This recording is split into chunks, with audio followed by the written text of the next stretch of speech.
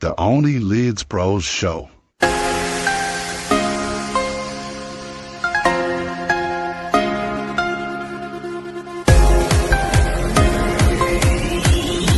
Well, hello everybody and welcome back to Only Leeds Bros. Hope everybody is keeping and doing well. This is player ratings versus Oxford. Leeds United ran out 1-0 winners. So he's back to the top of the championship table, and a win on Monday and any sort of slip from Sheffield United, Leeds United will be Premier League once more. So player ratings, as always, Dylan will give his score out of 10 for every player, including the subs, our manager Daniel Farke and the referee. We let Dylan go first, and then we give the OLB viewer audience score. So how this is calculated is that we send out a link where you can put in your player ratings will be across all our socials. So if you haven't played it before, go have a look on it. We put it up on our X, Twitter, and we do drop it in our match reaction link as well. So you can go there and get involved. It's always good to see a good score. So a little bit of fun, kind of light-hearted way as well. It's always good to see the players or the fans' general kind of thoughts of each player's individual score. I have to say a special thank you as well to Match Bingo for sponsoring Only Leeds Bros. Thank you very much for supporting the channel. All you have to do is play along, is hit the link in our description below or scan the QR code there in the bottom right hand side of your screen there to get involved. A brilliant app that puts football and bingo all together in one. Over 200,000 in prizes has been won on that as well, and it is buy 4 get 1 free, so make sure you get involved in that and do remember to gamble responsibly. Dylan, let's dive straight into it. Our goalkeeper, Karl Darlow, what's your score out of 10?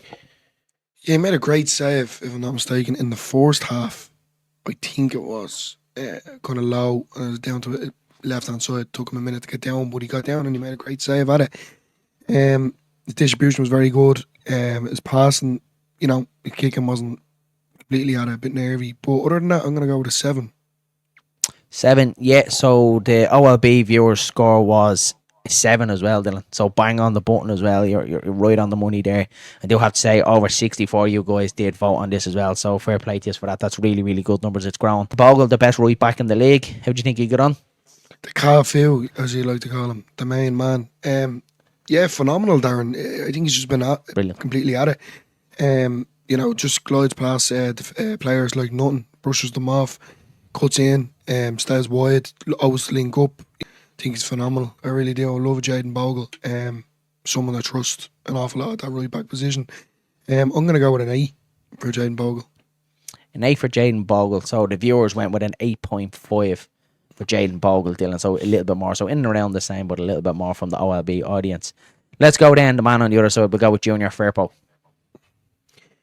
Yeah, I thought he got caught a few times, to be fair, not releasing the ball enough in certain times and certain areas of the pitch.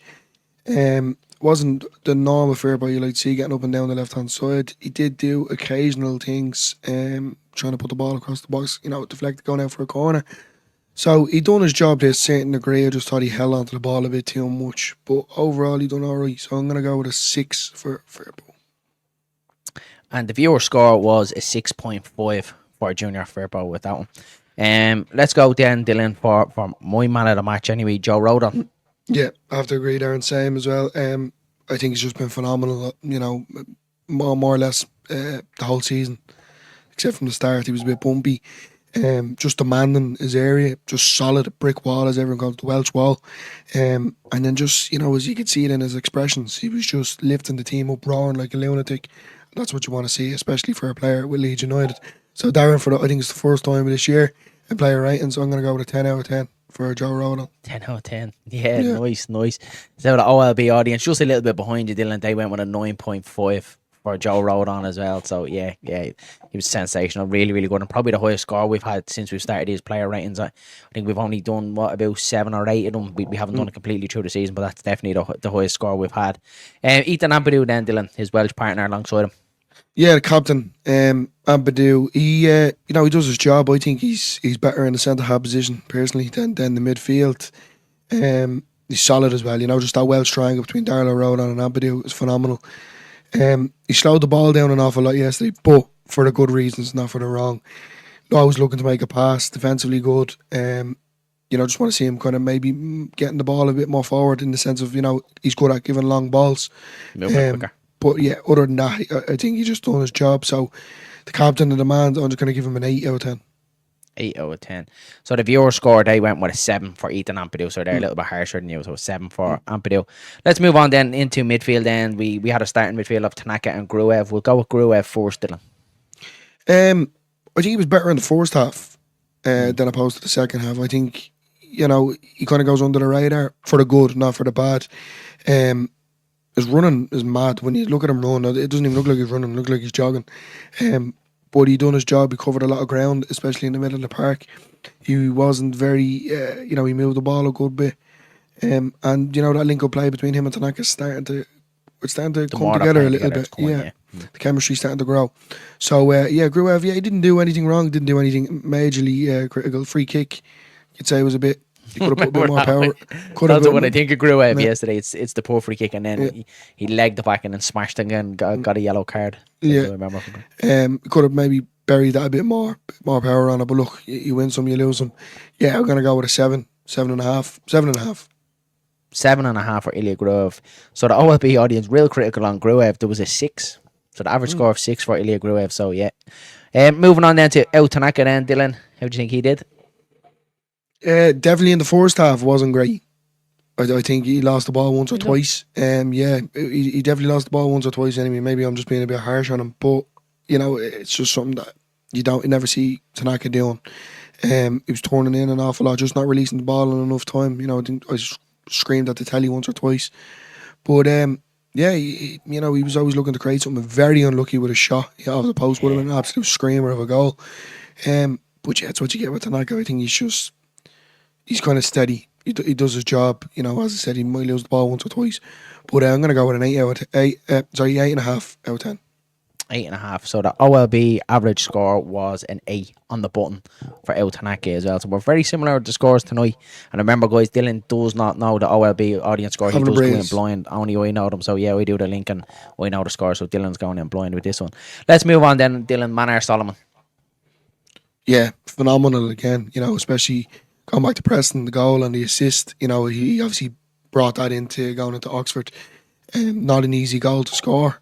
Did, as I said in the match reaction with Joe B, I definitely would have blown that over the bar. No questions asked. So I think he done very well getting to it. Great link-up play with the team. General, great goal for the whole team. But then he put it away and he was always looking dangerous down that left-hand side. I think he done very well, so I'm actually going to go with an 8.5 again for Solomon. 8.5 for Manor Solomon. So that average OLB score was an 8 for Manor Solomon with this one. Let's go then over to the other side then, Dylan. Willie Nonto. Actually, Nonto done alright, considering a lot of people that were sitting beside us in the pub won't name any names. They were kind of saying, he's not at it tonight. I actually thought he done very well, to be fair. I think he just couldn't play well. He couldn't kind of grow into the game to a certain degree, because you're expecting him to score goals or assists or just work some sort of magic. You're not going to get that all the time, especially this late in the season. But he's came on and he's done his bit, with James being injured. I think he's done alright, and that's the crucial part about it, that he hasn't got a goal or an assist. But he done alright for me, so yeah, I'll go with an 8 for Willie Nonto. An 8 for Willie Nonto. So the audience score was a 7.5 for Willie Nonto. Let's move on then to the number 10 position, and we'll go Brendan Aronson next. I wasn't really happy with Brendan Aronson. I have to say, he just annoyed me. It's horrible to say, he was just annoying me yesterday. I don't know why, yeah. I thought he was good. He one good chance that was at the keeper where he probably should have done a little bit better with it. I actually thought he was good yesterday. I really do. I don't know, Darren. I feel like during the game you're just you want to give him a good shake in the head or something. I don't know what it is with him, but how do I say this? The ball comes to him and he's just holding on to it a bit too much, or it's bouncing up. At one stage, I thought he was good. He won it towards the end, Dylan. I look towards the end when he won a lot of free kicks for us at the end. I thought it was very, very good. I thought it was like his whole play and winning the free kicks was smart. And not in the Premier League, we've seen him going over a little bit too easy and diving and being pushed off. I thought he was very clever with his body towards the end. Yes, especially them 8 minutes added on. He bought the fellas very well. I was impressed with him actually yesterday. I think one particular, I think just what drove me mad, to be honest with you, was I think Fairo put the ball in and it got deflected, it was cleared. Immediately he could have took it down and released it, played it back out to Bogle, or just, took it down and he just over the head kind of just kicked it back in. They headed it out. It was just a wasteful chance, and I just think that's the the immaturity in him at times that, take the second or take the minute or take the touch, take it down and release it. But he didn't. But look, anyway, straight off the bat, I'll go with a 7 for Brendan Aronson. 7 for Brendan Aronson. So the OLB score was a 7.5 for Brendan Aronson. Let's move on to the substitutions then. First of all, we'll go Paddy Bamford, Dylan. Paddy Bamford. We'll go with... I think he's been good when he came on. He's been a bit more consistent, surprisingly. He's been very vocal in the sense of shielding the ball when he needs to. As you like to say, kind of shithousery, if that's the word. I hate using that, but it's the best way to describe the champo for Bamford. I was actually quite pleased with Bamford again. I'm gonna go with an 8 for Bamford. An 8. So the OLB audience, they went with a 7 for Patrick Bamford, which is mad that we're rating Paddy Bamford still. I actually forgot Dylan, Joe Pirro. We'll go back to Joe Pirro, skip past him. My man. He's not getting the goals, Darren, isn't it? And he's getting penalised, but I think he's doing the running part of it. He was lucky in the last few games. Good, Link-up play is very good, and that's, you're getting this, but you're not getting the goals, and then sometimes you get the goals and not the link-up play. So we don't get best of both worlds. So I'm not going to delve into it too much with Pirro. So I think an 8 is sufficient. Yeah, nice. So the OLB audience, they went with a 7 for Joe Pirro. That's about harsh. And we went with Paddy Bamford. So next up, Dan James. Great to see Dan James back in the team, back in the squad. We were very fearful about the hamstring injury. You could see probably he was a little bit off. I'm not too sure what you think, but it of course is going to be understandable. He's coming back from injury, but it's great to have him back. But how do you think he got him?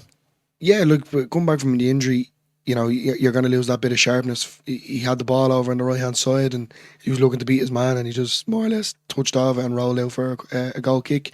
So he wasn't completely at it, but at the end of the day, he got into the team and he's getting minutes in the legs. That's the main thing. Done all right for me. I'll go with a 7. 7. So Dan James got a 6 from the OLB audience. Next up, Isaac Smith. Yeah, done very well again. Disappointed, obviously, not Ramzani get on, but it is what it is. Sometimes it just bounces off him. I think he's starting to kind of understand the English game a bit more. 7 for Smith. Didn't do anything wrong. 7. So I think you're very generous with that one because the OLB audience went with a 5 for Isaac Smith. Gillavogie, Dylan, not many times you see Gillavogie getting a cameo, but he came on, he had a job to do to defend the lead that we have. How do you think he did? Didn't have, I think he only, what did he have? He had the added time, what did he have, about 7-8 minutes? 7-8 minutes of even, yeah. I love his personality, and he obviously regroups the lads in the dressing room. That's what I'm basing him off, not solely on his football. It was a great sub to make it like that late in the game. So yeah, I'm gonna go with, it's a bit harsh to kind of judge him. He didn't get a whole lot, but I'll go with a 7 because I think 6 is a bit harsh. So the OLB audience went with a 6.5 for Gillavogie. Daniel Farke then, Dylan, our manager. Yeah, no plan B. As Joe B would say, it's kind of A1, A2, etc. I thought he got the lineup right considering the injuries. I'm actually quite happy with Farke. And he's starting to see it there now. It's starting to kind of come together. Hopefully going into Monday.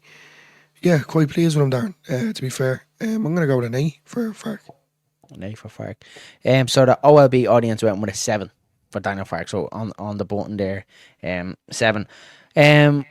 Last up then, Dylan, the referee then, Dean Whitestone. Yeah, I think he done all right, Darren. You're going to get this foul and you see your team player go down, etc. Blah, blah. You're going to let her roar, but he done all right. I think their manager, Gary Rowell, came out and said that Leeds got the rub of the green off the referee, so I think he was insinuating the referee was giving us a couple of easy ones, but I thought towards the end of the game, I didn't think he do. And the only thing I will say, there was some sort of commotion, I think, in the stands, if I'm not mistaken. And, it was a bit like, I know he had to stop the game, obviously, if someone was hurt or anything like that. I get that. But, it was just very, it took a while. Leeds had a corner, we're trying to build momentum, and it just went dead in the water. Pushing and shoving with Bamford. He gave a yellow card, I think, to Gruv, didn't he? And was it Bogle? Yeah. The Bogle got a yellow card as well. So maybe 1 or 2 a bit harsh in that, but he done all right. He wasn't overly critical. So I'll give Yeah, I go with a 6 for the referee. I think it's the highest one all season. It definitely is. So the OLB audience went with a 5.5 for Dean Whitestone. So probably they're probably the highest rating that we've had of a referee this season. So not too bad. But Dylan, look at that's it for player ratings. Not very many of these left. We'll obviously do one after the Stoke game, and hopefully when we're a Premier League football team. Please God. But that's it from Only Leeds Bros. That's it for player ratings versus Oxford. Please don't forget to slap a like on the video before you leave and hit subscribe to the channel.